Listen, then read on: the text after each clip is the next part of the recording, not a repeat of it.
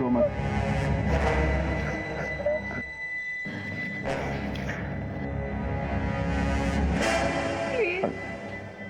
Please जाने दो मुझे। पागल हो गई है क्या? कितना रिस्क उठा के लाए हो, तुझे पता है? तू यहाँ पर सेफ है, मैं हूं ना तेरे साथ। मेरी सगाई हो चुकी है। और सुहागरात कितनी बार तो बना चुकी है मेरे साथ।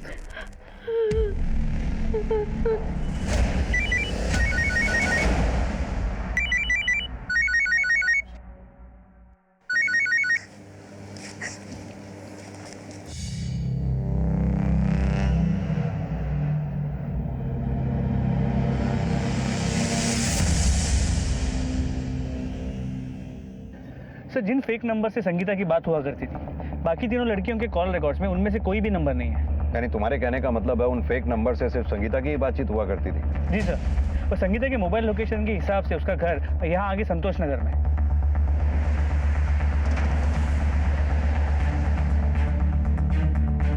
जरा बात सुनो,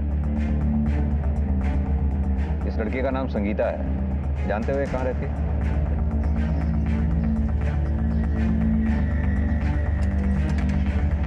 ताला लगाओ, जरा पड़ोस में पता करो ये घर किसका है। सर,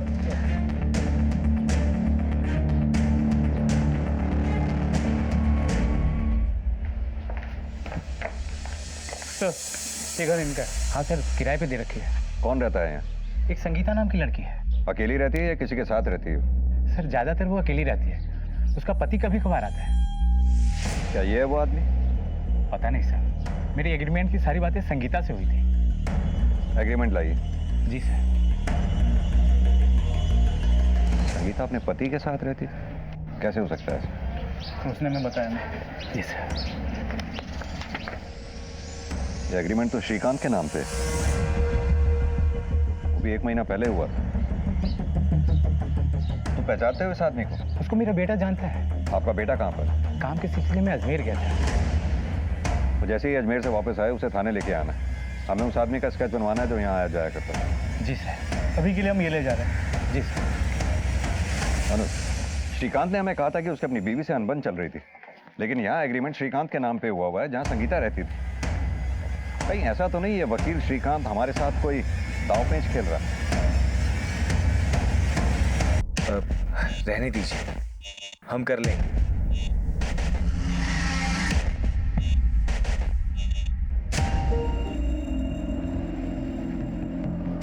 कहिए इंस्पेक्टर साहब।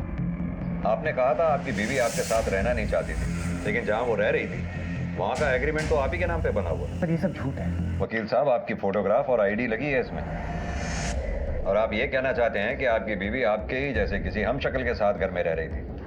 सर, हमें कुछ नहीं पता, और वैसे भी हम आपको पहले भी बता चुके हैं कि हमारी बीवी के साथ हमारे संबंध अच्छे नहीं थे। हमसे तलाक लेना चाहती थी। बीवी तलाक चाहती थी और आपकी साली आपके साथ आपके घर में रह रही थी, है ना?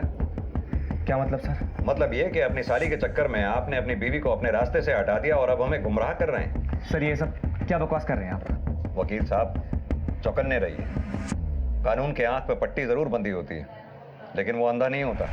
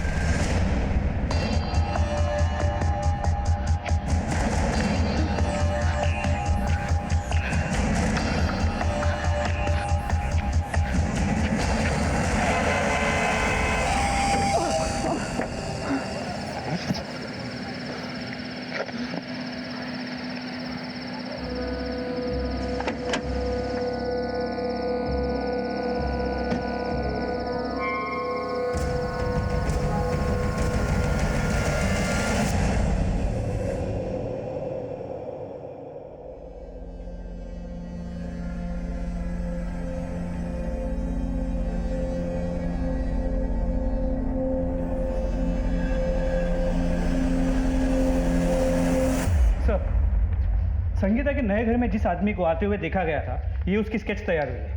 ये स्केच हमने मकान मालिक के बेटे की मदद से तैयार किया है।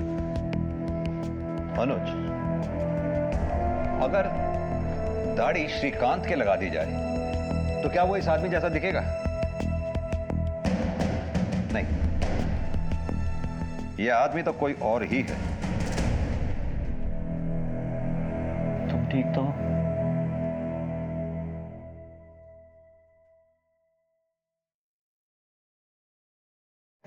क्या हुआ निशा? मुझे डर लग रहा है राजू। निशा, अब डरने की जरूरत नहीं है, तुम सेफ हो। मुझे तुमसे डर लग रहा है। मुझसे क्यों? तुम मुझे छोड़ तो नहीं दोगे ना? निशा, तुम ये फालतू की बातें सोचना बंद करो। तुम्हें आराम की जरूरत है। हाँ, तुम आराम करो।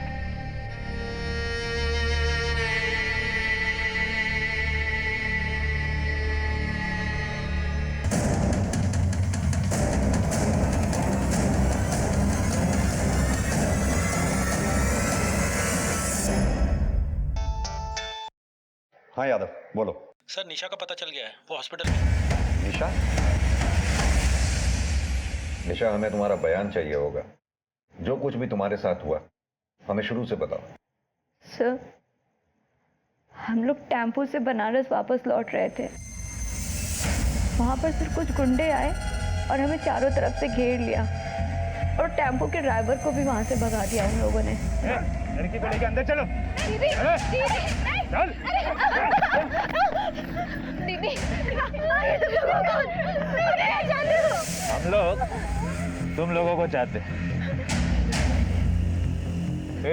बांध दो इन सबके हाथ में। नहीं, प्लीज छोड़ो, हमें जाने दो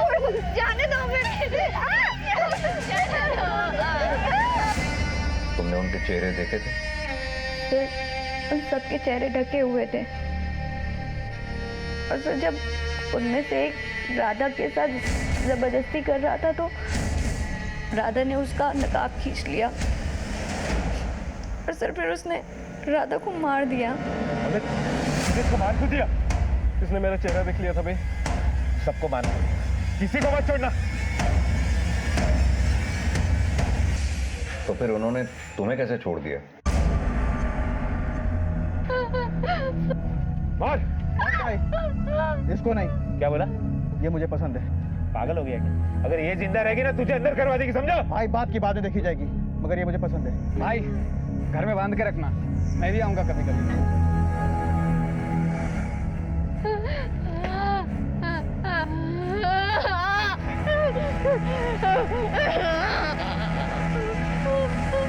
चले। उसने तुम्हें कहाँ छुपा रखा था? छितौना की कोठरी में छिपाया था। एक बात बताओ, वो गुंडे किसी का नाम ले रहे थे? जैसे बिंदा ठाकुर, श्रीकांत, सिद्धार्थ? नहीं सर। अच्छा, जिसने तुम्हें कोठरी में बांध के रखा था उसका स्केच बनवा सकती हो? हाँ सर, और सर मैंने उसे भी देखा था जिसने राधा को। ये तो बहुत अच्छी बात है कि तुम दोनों का स्केच बनवा सकती हो और उसी स्केच के जरिए असली कल्प्रिट तक पहुंच पाएंगे। अनुज, पूरे हादसे से तो यही लगता है वो जो कोई भी थे, संगीता ही टारगेट थी उनके लिए। वो संगीता की जिंदगी को नुकसान पहुंचाना चाहती थी। बाकी लड़कियां इसलिए मारी गईं क्योंकि उन्होंने उनमें से किसी एक गुंडे का चेहरा देख लिया था। ऐसा कौन हो सकता है जो संगीता की जिंदगी लेना चाहता? कुल मिलाकर ये पूरा हादसा संगीता की जिंदगी से जुड़ा हुआ है। निशा, क्या कभी संगीता ने अपनी जिंदगी के बारे में तुमसे कुछ कहा था? नहीं सर, पर सर दीदी एक महीने से बहुत खुश थी। कह रही थी कि उन्हें उनका प्यार मिल गया है। प्यार? संगीता ने किसी का नाम बताया? निशा के पुलिस को दिए बयान के बाद इतना साफ हो गया था कि अपराधियों का मकसद संगीता को ही टारगेट करना था और उसी के आधार पर पुलिस ने अपनी सूझबूझ से इस केस के सिरे को पकड़ लिया। उनकी मुहिम इतनी खुफिया थी कि खुद उनके मातहत काम करने वालों को भी इसकी कोई भनक नहीं थी, लेकिन अब उनकी मेहनत का फल मिलने का वक्त आ गया था।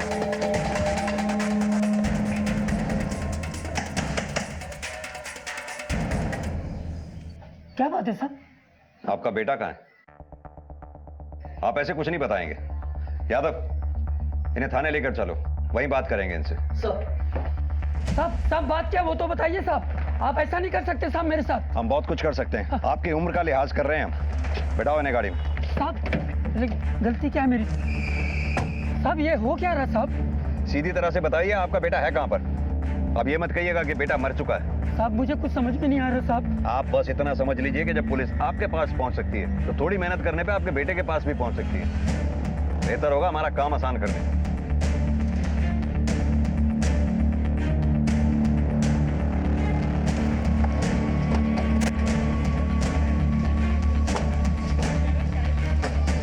कौन सा है घर?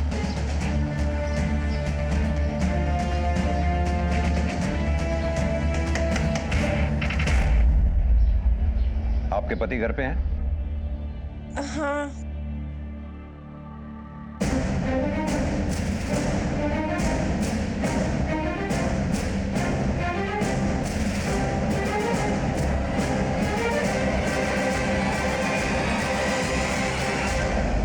आठ साल पहले जो आदमी मर चुका था उसका पुनर्जन्म देखकर बहुत अच्छा लगा। सिद्धार्थ वर्मा और सुजीत।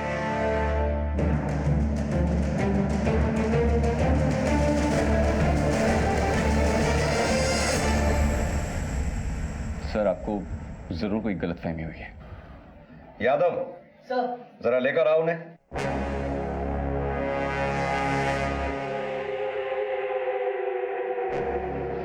पापा। अनुज, आप समझे निशा ने क्या कहा था? दीदी ने बस इतना कहा कि उन्हें उनका पहला प्यार मिल गया है। यह है संगीता का पहला प्यार।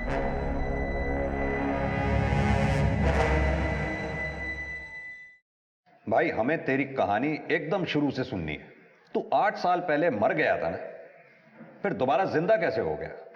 सर हम और संगीता 8 साल पहले एक दूसरे से बेहद प्यार करते थे, लेकिन हमारी बिरादरियां अलग थी। उसके घर वाले नहीं माने, तो एक दिन हम दोनों घर से भाग गए और हमने मंदिर में शादी भी कर ली थी। लेकिन उस वक्त संगीता नाबालिग थी, तो उसकी किडनैपिंग का केस हम पर लग गया और उसके बिरादरी वालों से भी हमारी जान को खतरा था। तो हमारे पापा ने हमारी जान और हमारा फ्यूचर दोनों बचाने के लिए हमें यहाँ से भगा दिया और एक रोड एक्सीडेंट में कुचली हुई लावारिस लाश को हमारी लाश बताकर हमें कानून और उन लोगों से बचा लिया था। और मैंने उस लावारिस डेड बॉडी पे सेम अपने जैसा टैटू भी बना दिया था। तो तूने संगीता और एनजीओ की बाकी लड़कियों की हत्या और बलात्कार क्यों करवाया? सर हम तो अपनी दूसरी जिंदगी में बेहद खुश थे। सर हमने तो शादी भी कर ली थी, बैंक में अच्छी नौकरी भी लग गई थी, लेकिन फिर जब हमारा ट्रांसफर दिल्ली से यहाँ बनारस होने लगा तो अपना चेहरा छुपाने के लिए हमने दाढ़ी मूंछ रखना शुरू कर दिया ताकि कोई हमें पहचान न सके। फिर एक दिन बाजार में संगीता ने हमें पहचान लिया।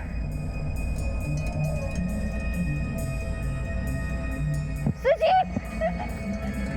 हमें पूरा यकीन था कि तुम नहीं बच सकते। हमें पता था कि तुम... थोड़ा धीरे बोलो प्लीज। हम सब हमें जानते हैं, लेकिन वो चुप ही नहीं हो रही थी, तो उसे लेकर मैं अपने दोस्त के यहाँ चला। तुम्हारी मौत की खबर के बाद हम जिंदगी से हार गए थे। मेरे माँ बाप ने जहाँ मेरी शादी करवाई, मैंने उसी को अपनी किस्मत मान ली। लेकिन अब ऐसा नहीं होगा। अब हम तुम्हारे साथ ही रहेंगे, उस घर में वापस नहीं जाएंगे। और वैसे भी हमारी शादी तो आज से 8 साल पहले ही हो चुकी थी ना। संगीता, वो हमारा बचपना था, लेकिन अब हालात बदल गए हैं ना। जब हम नहीं बदले, तुम नहीं बदले, तो हालात कैसे बदल गए? वो अब हमसे रोज मिलने की जिद करने लगी, और रोज रोज तो किसी दोस्त के यहाँ पर नहीं मिल सकते थे, इसलिए हमने एक कमरा किराए पे ले लिया। संगीता ने अपने पति श्रीकांत के नाम से एग्रीमेंट बनवा लिया था, लेकिन फिर वो हमसे शादी की जिद करने लगी। तो तूने उसे बताया क्यों नहीं कि तू शादीशुदा है? बताया था सर, लेकिन उसे कोई फर्क ही नहीं पड़ा। हम एक काम करते हैं, हम हमारे पति से तलाक ले लेते हैं और आप अपनी पत्नी से तलाक ले लीजिए। फिर हम दोनों साथ में कहीं दूर जाकर घर बसाएंगे। और एक दिन फाइनली वो अपने पति को छोड़कर हमारे पास आ गई। उसने हमें बताया कि वो अपने पति को तलाक के बारे में बोलकर आई है, लेकिन हम अपनी पत्नी को नहीं छोड़ना चाहते थे, इसलिए एक एक दिन करके हम उसे टालते रहे। फिर एक दिन उसने हमें बिंदा ठाकुर के बारे में बताया। बिंदा ठाकुर खुद को लोगों का बहुत बड़ा हमदर्द दिखाता है, पर जब हमने उसके काले करतूतों पर से पर्दाफाश करने की कोशिश की तो उसने अपने लोगों के जरिए हमें जान से मारने की धमकी देनी शुरू कर दी।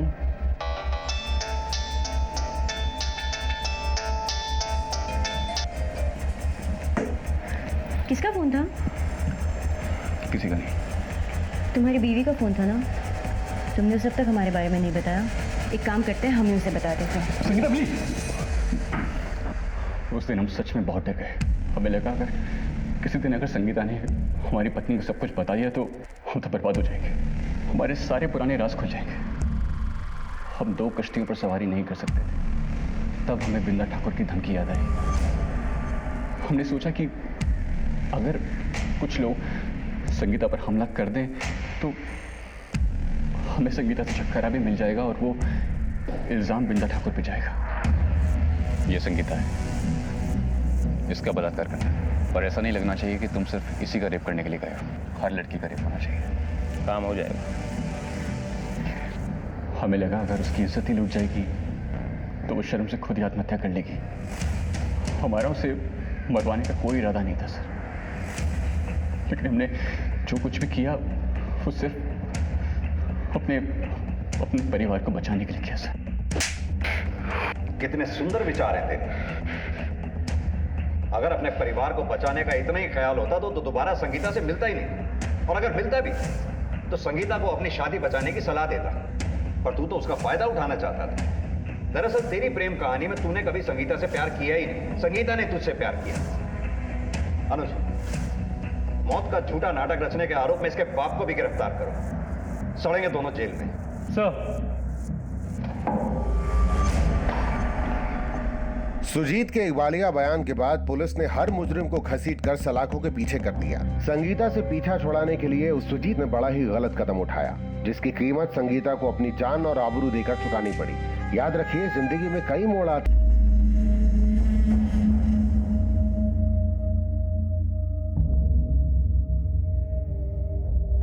चलो जरा जल्दी चलो, बहुत देर। अरे दीदी संभाल के, और थोड़ा जल्दी जल्दी चलो। आपको पता है ना, शाम को ये रास्ता बहुत खतरनाक हो जाता है। अरे घबराने की जरूरत नहीं है, वैसे भी 1-1.5 घंटे में हम घर पहुंच ही जाएंगे। लेकिन दीदी इस टाइम तो टेम्पो भी समय से नहीं मिलता। अरे मिल जाएगा। आप लोग भी आगे आओ ना दीदी।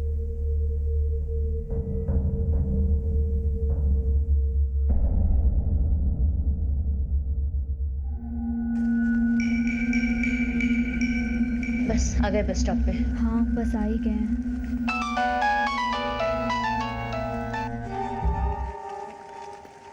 हेलो, हाँ निशा, कहाँ हो तुम? हाँ मैं रास्ते में ही हूँ, बस 1-1.5 घंटे में पहुँच जाऊंगी। ठीक है, तुम वहीं रुको, मैं तुम्हें लेने आता हूँ। अरे नहीं नहीं नहीं, इसकी कोई ज़रूरत नहीं है। सब दीदी लोग हैं ना साथ में, बस ऑटो का इंतज़ार कर रहे हैं। बस थोड़ी देर में ही पहुँच जाएंगे। ठीक है।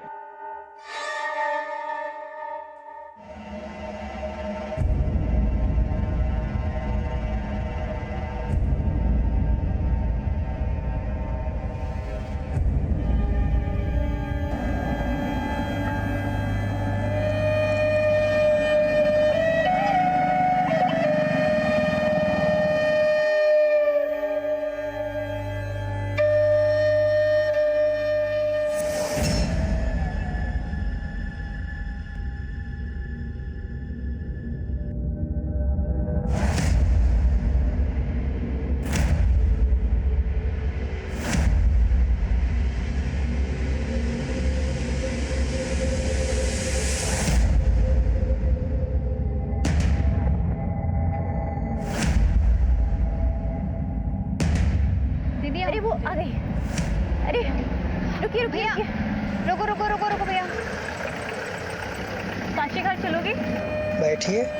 दीदी चलो चलो चलो चलो जल्दी।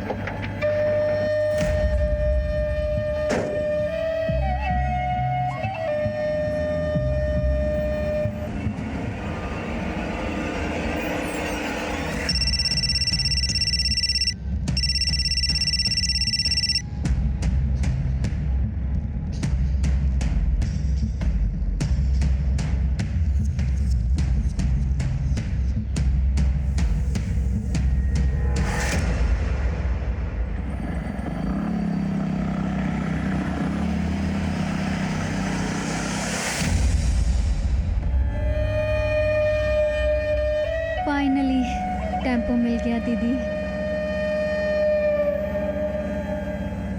दीदी हमें कल ऑफिस में जाकर इसकी रिपोर्ट करनी होगी। हाँ बिल्कुल, चाहे कोई कुछ भी करे, हमें अपनी जिम्मेदारी निभानी है। क्या आपको लगता है इस मामले में पुलिस हमारी बात सुनेगी? क्यों नहीं सुनेगी, हम जाकर पुलिस में कंप्लेन करेंगे।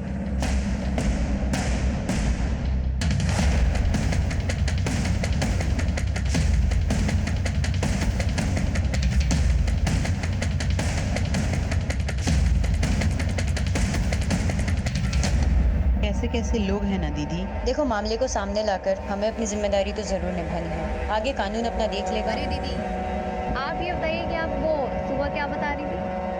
सुबह किस बारे में? कुछ प्यार के बारे में था शायद।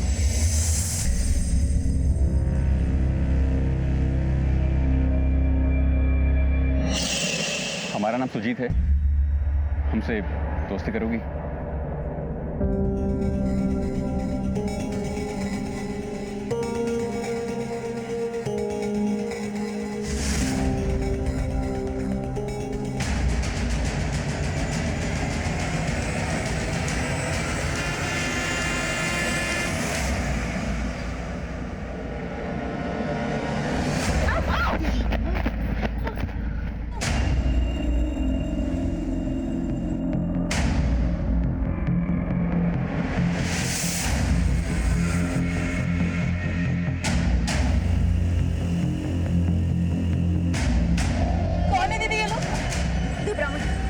हम देखते हैं।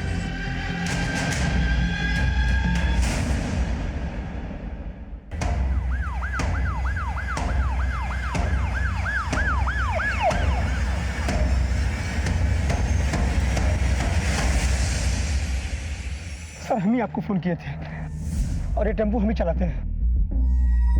वो लड़कियां कहाँ से बैठी थी तुम्हारे टेम्पो में? सर, मझगांव से। उन लड़कों का हुलिया पता है? सर, चेहरा उनका ढका हुआ था और देखने में लंबे चौड़े और हट्टे कट्टे थे। वो लड़कियों को किधर की तरफ लेके गए? सर, शायद इधर गए सर। हाँ, चलो।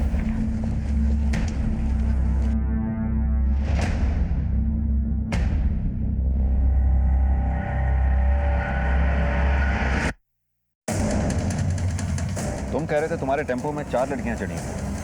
यहाँ तो 3 की ही बॉडीज दिख रही हैं। सर, मेरे टेम्पो में 4 ही लड़कियां चढ़ी थी, मैंने देखा था।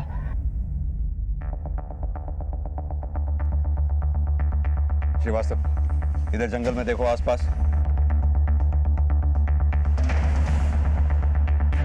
तुम बता रहे थे वो किसी के खिलाफ पुलिस में कंप्लेंट लिखवाने की बात कर रहे थे। सर, वो तो मैंने नहीं सुना, मैंने इतना ही सुना था। क्या आपको लगता है इस मामले में पुलिस हमारी बात सुनेगी? क्यों नहीं सुनेगी, हम जाकर पुलिस में कंप्लेन करेंगे। और तभी अचानक गुंडों ने हमें घेर लिया। अपना रुपया पैसा मोबाइल रख इधर, चुपचाप निकल जाए यहाँ से, वरना तेरा तरबूज फोड़ दूंगा। निकल चल। सर, मैं भागा भागा मक्खनपुर के पास गया पीसीओ से आपको फोन करने के लिए। ठीक है, बाहर वेट करो, बाद में पूछताछ करते हैं। जी सर। सर, ये लड़कियां शक्ति टू वुमेन के एनजीओ में काम करती थी। एनजीओ में इन्फॉर्म कर दो, इसके डायरेक्टर को थाने बुलाओ। सर, लगता है मरने से पहले काफी हाथापाई हुई। 2 लड़कियों के सर पर चोट है, हो सकता है किसी भारी चीज से मार किया। सर, पर्स में रुपए पैसे तो नहीं मिले। लूट का मामला हो सकता है, चेक करो। कोई मोबाइल वगैरह मिला? नहीं सर, मोबाइल तो नहीं मिला, पर उनका पहचान पत्र मिला। सर, आसपास पूरा जंगल छान मारा, लेकिन कोई लड़की नहीं मिली। हो सकता है गुंडे उसे उठा के ले गए हों। सर, ये भी हो सकता है कि वो बच के खुद भाग गई हो सकता है। फिलहाल ये बॉडीज पोस्टमार्टम के लिए भेजो। सर,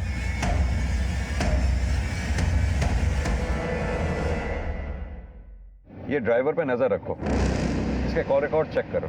सर, अगर ये गुंडों के साथ होता तो हमारे सामने आता ही क्यों? इसकी गाड़ी के कागजात जो हमारे पास थे, हम इस तक पहुंच ही जाते, इसलिए ये खुद हमारे पास आ गया ताकि किसी को इस पे शक ना हो। अनुज, ये बॉडीज जिस कंडीशन में हमें मिली हैं, इन्हें देखकर ऐसा लगता है कि इनके साथ दुष्कर्म हुआ होगा। खैर, जो भी हो, पोस्टमार्टम की रिपोर्ट आने के बाद तो पता चली जाएगा। सर, क्या ये हो सकता है कि किसी ने एनजीओ से अपना बदला इन औरतों से निकाला हो? बिल्कुल हो सकता है, लेकिन सवाल ये होता है कि ये लड़कियां किस काम से मझगांव में आई थी। ये एनजीओ से सारी लड़कियों की डिटेल्स ले लो, लड़कियों के घर वालों को भी इन्फॉर्म कर दो। और चौथी लड़की जो मिसिंग है, उसके घर जाके भी देखो वो घर पहुंची या नहीं। अगर नहीं पहुंची तो सुबह इस एरिया में आके फिर दोबारा से छानबीन करनी होगी। हो सकता है वो डर के हमारे जंगल में छुपी हो। जी सर।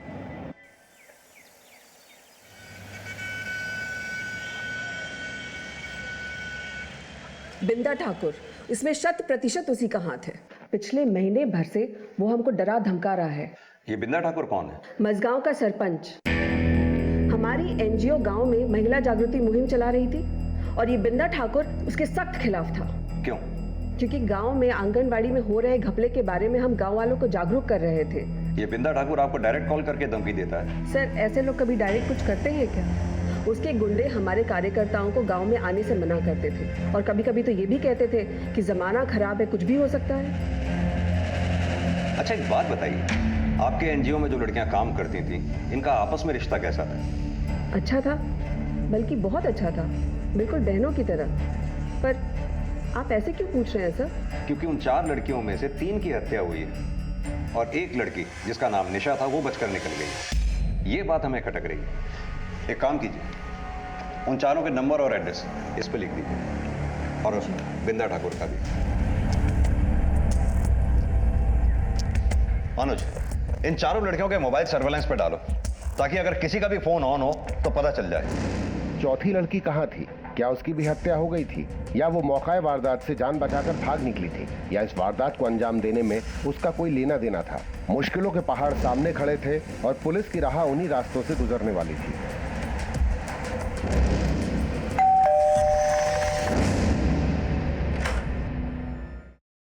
निशा का कुछ पता चला? कहाँ है हमारी बिटिया? हम भी उसी की तलाश में हैं। जल्दी ढूंढिए उसे, अगले महीने उसकी शादी है। शादी? किससे? राजू से, दोनों बचपन के दोस्त हैं। हमारी बिटिया ने सोचा शादी से पहले कुछ सामाजिक कार्य कर ले, तो उसने सुधा जी का एनजीओ ज्वाइन कर लिया। राजू ऊंची जाति का है, इसलिए उसके घर वाले इस रिश्ते के लिए तैयार नहीं थे। बड़ी मुश्किल से तैयार हुए हैं, बस 4 ही दिन हुए हैं उसकी सगाई के। अगर राजू के घर वालों को पता चलेगा कि हमारी बिटिया रात भर घर नहीं आई तो पता नहीं क्या क्या लांछन लगाएंगे उस पर। ठीक है।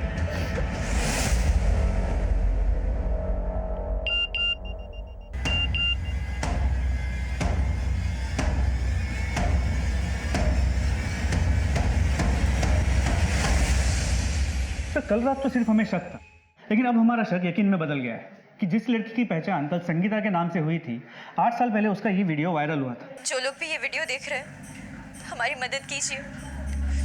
हमारे घर वाले हमारी जान के दुश्मन बने बैठे हैं। तब हम परमानंदपुर पुलिस स्टेशन में पोस्टेड थे और ये केस वही का था, इसीलिए कल रात हमने वहाँ से ये वीडियो मंगवा लिया। वो हमें मार डालना चाहते हैं। हम अभी दिल्ली से पटना जाने वाली ट्रेन में हैं और हमारा ट्रेन नंबर है। उस वक्त पुलिस ने इसे बचा लिया था और 8 साल बाद इस बेचारी की हत्या हो गई। उसके बाद क्या हुआ? फिर उसके बाद इसके बॉयफ्रेंड की रोड एक्सीडेंट में मौत हो गई और शायद इसके घर वालों ने इसकी शादी कहीं और करवा दी। ये संगीता के माँ बाप और उसके पति को इन्फॉर्म कर दो और निशा की तलाश भी तेज कर दो। सर।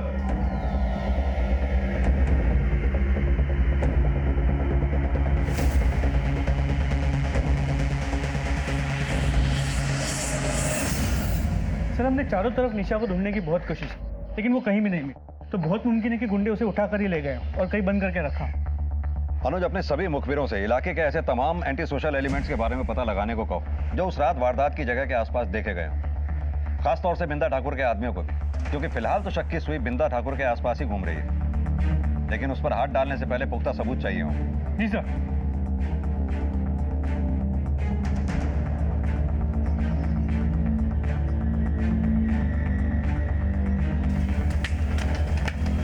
मामले की कशीदगी को देखते हुए पुलिस ने अपनी तफ्तीश के आधार पर संदिग्धों को दबोचना शुरू किया।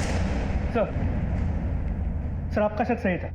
पोस्टमार्टम रिपोर्ट के मुताबिक उन लड़कियों के साथ सामूहिक बलात्कार भी हुआ है और जिन 2 लड़कों को हमने शक की बुनियाद पर पकड़ा है उनका ताल्लुक बिंदा ठाकुर से।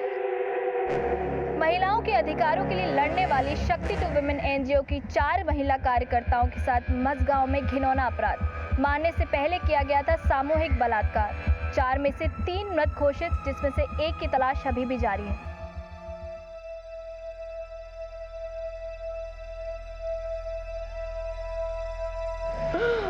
पता नहीं जीजा जी कहाँ रह गए, फोन ही नहीं मिल रहा उनका।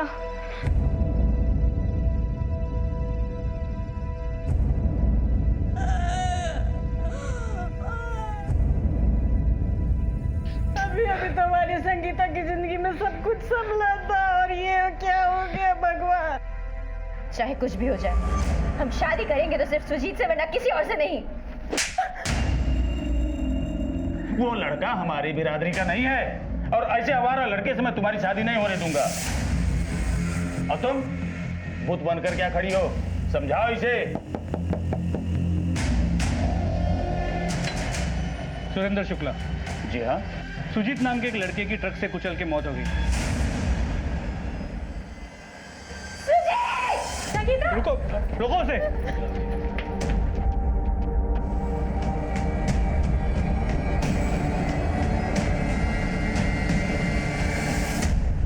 लाश की हालत काफी खराब है, थोड़ा संभाल के देखिएगा।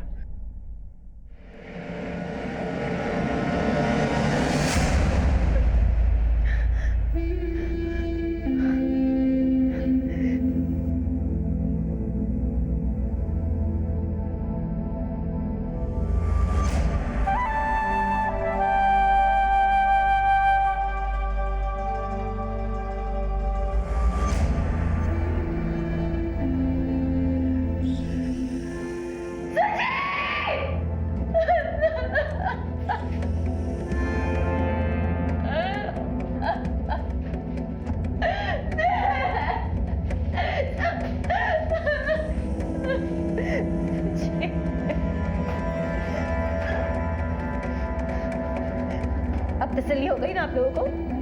खुश है ना आप लोग? एक काम करना, जब हम मर जाएंगे ना तभी इतने खुश होना।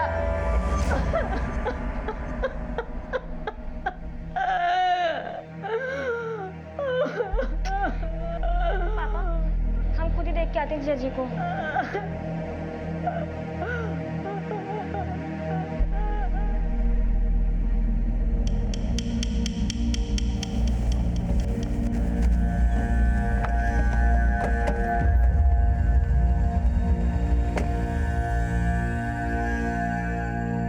इंस्पेक्टर